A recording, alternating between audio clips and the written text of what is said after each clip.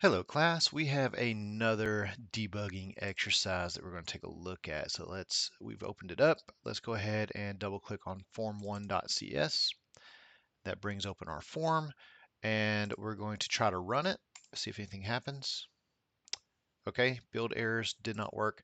So I'm going to double click on this form1 over here and that is going to bring me to my code. Okay, so let's see what we have going on. So we have a output label. All right. So what's going on is we have looked at our output label here.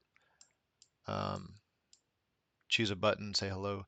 So if we look at our labels, so we need to go to view and we need to, well, let's right click on it and go to properties.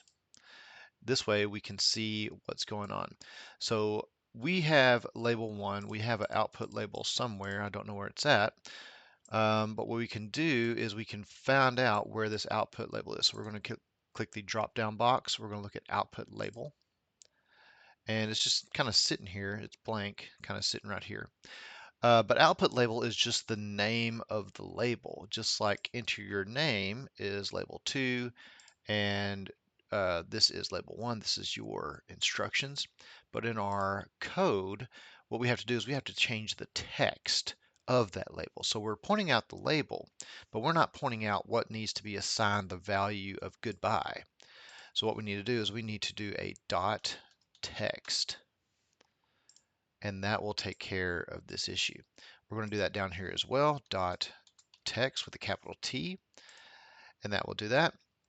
So I see another thing. We have a hello button. We also have a goodbye button. Now, if we run it like it is, then no matter what happens, it's going to say goodbye and goodbye. What we need to do is say hello when we click the hello button right here. So I'm going to change this goodbye to a hello. So let's go ahead and run it now. Click the hello button, it says hello. Click the goodbye button, it says goodbye. All right, and that's all we have for this exercise.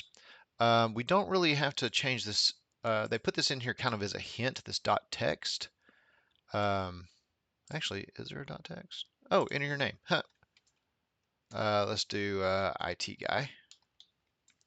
So I click hello, it says hello IT guy, goodbye IT guy. So textbox1.text, that is a hint to let us know that in our text box, the text is what we're looking at. Whereas in our output, we want to change the text of our output label to say what we want it to say. All right, let me know if you have any questions, and we will see you in the next video. Have a good day.